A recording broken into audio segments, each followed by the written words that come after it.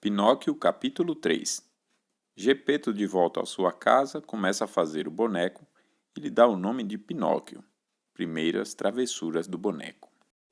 A casa de Gepeto era uma saleta térrea que recebia luz do vão de uma escada. A mobília não poderia ser mais simples. Uma cadeira ruim, uma cama desconfortável e uma mesinha velha. Na parede do fundo via-se uma lareira com o fogo aceso, mas o fogo era pintado e a seu lado havia o desenho de uma panela que fervia alegremente e expelia uma nuvem de fumaça que parecia real. Assim que chegou em casa, Gepeto pegou logo as ferramentas e se pôs a entalhar e a fabricar seu boneco. "Que nome lhe darei?" disse só para si. "Quero chamá-lo Pinóquio. Esse nome lhe dará sorte." Conheci uma família inteira de Pinóquios. O Pinóquio pai, a Pinóquia mãe e os Pinóquios filhos, e todos viviam bem. O mais rico deles pedia esmolas. Assim que achou um nome para seu boneco, começou a trabalhar com afinco, esculpiu-lhe imediatamente os cabelos, depois o rosto e por fim os olhos. Quando terminou os olhos, imaginem seu maravilhamento ao perceber que se moviam e que olhavam fixamente para ele. Observado por aqueles dois olhos de madeira, Gepeto ressentiu-se e disse ofendido: "Por que estão me encarando, olhões de madeira?" Ninguém respondeu. Então, depois dos olhos, fez o nariz, e o nariz, assim que foi esculpido, começou a crescer. E cresceu, cresceu, cresceu, em poucos minutos virou um narigão sem fim. O pobre Gepeto se cansou de tentar desbastá-lo. Quanto mais o entalhava e o encurtava, mais longo aquele nariz impertinente ficava. Depois do nariz fez a boca. A boca ainda nem estava terminada quando de repente começou a rir e a zombar. "Pare de rir", disse Gepeto ressentido. Mas foi como falar com as paredes. "Repito, pare de rir", gritou em tom ameaçador. A boca parou de rir, mas pôs a língua toda para fora. Para não se irritar, Gepeto fingiu não ter percebido e continuou a trabalhar. Depois da boca fez o queixo, e o pescoço, os ombros, a barriga, os braços e as mãos. Tão logo terminou as mãos, Gepeto sentiu sua peruca ser tirada da cabeça. Olhou para cima e o que viu? Sua peruca amarela nas mãos do boneco. "Pinóquio, devolva minha peruca imediatamente." Em vez de devolver a peruca, Pinóquio a colocou sobre sua própria cabeça e sentiu-se um tanto sufocado. Por causa desse comportamento insolente e zombeteiro, Gepeto ficou triste e melancólico como nunca antes em sua vida. Dirigindo-se a Pinóquio, disse: "Que filho traquinas!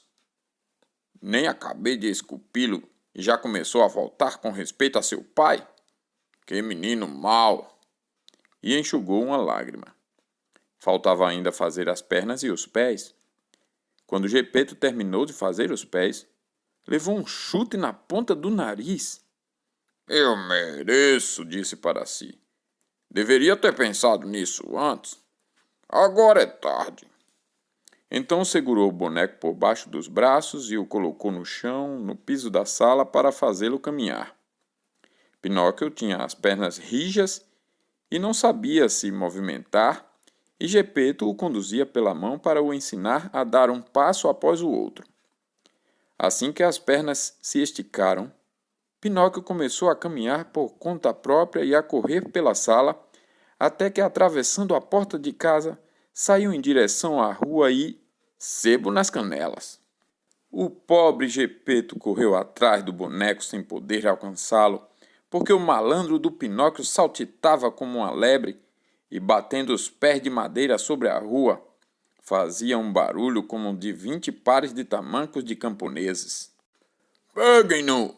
Peguem-no!" gritava Gepeto, mas as pessoas que estavam na rua, vendo o boneco de madeira a correr como um corcel, ficavam maravilhados e riam, e riam, e riam, tão inimaginável era a cena. Finalmente, e por sorte, Um guarda ouviu todo aquele alvoroço e, acreditando se tratar de um potro que houvesse acertado o próprio dono, corajosamente parou de pernas abertas no meio da rua, decidido a impedir que o caso trouxesse maiores desgraças. Mas Pinóquio, quando avistou de longe o guarda que bloqueava toda a rua, tentou se esquivar dele passando por entre suas pernas, mas não conseguiu. Praticamente sem se mexer, o guarda pegou-lhe delicadamente pelo nariz. Era um narigão desproporcional que parecia feito justamente para ser agarrado por guardas, e o entregou a Gepeto, o qual, a título de correção, quis lhe dar um bom puxão de orelha. Mas imaginem como ficou quando não encontrou nenhuma orelha. Sabem por quê? Porque na ânsia de esculpir o boneco, se esqueceu de fazê-las. Então o agarrou pelo pescoço e, enquanto o reconduzia, disse-lhe, balançando a cabeça em tom ameaçador: "Vamos já para casa. Quando chegarmos, não tenha dúvidas de que acertaremos as contas." Com essa ameaça, Pinóquio se lançou ao chão e não quis mais andar. Enquanto isso, curiosos e desocupados começavam a se aglomerar em volta dele. Alguns diziam uma coisa, outros diziam outra. "Pobre boneco", diziam uns. "Tem razão de não querer voltar para casa. Sabe-se lá a surra que lhe daria aquele durão de Gepeto." E os outros acrescentavam maliciosamente: "Aquele Gepeto parece um cavalheiro, mas é um verdadeiro tirano com os garotos. Se deixarem aquele pobre boneco em suas mãos, é bem capaz de fazê-lo em pedaços." Em resumo, tanto disseram e tanto fizeram que o guarda liberou Pinóquio e prendeu o pobre Gepeto. Sem argumentos para se defender, chorava como um bezerrinho e, em caminho do cárcere, murmurava soluçando: "Filho malvado! E pensar que penei tanto para fazer dele um bom boneco. Mas eu mereço. Deveria ter pensado nisso antes." O que aconteceu depois é uma história tão estranha que é quase inacreditável, e a contarei nos próximos capítulos.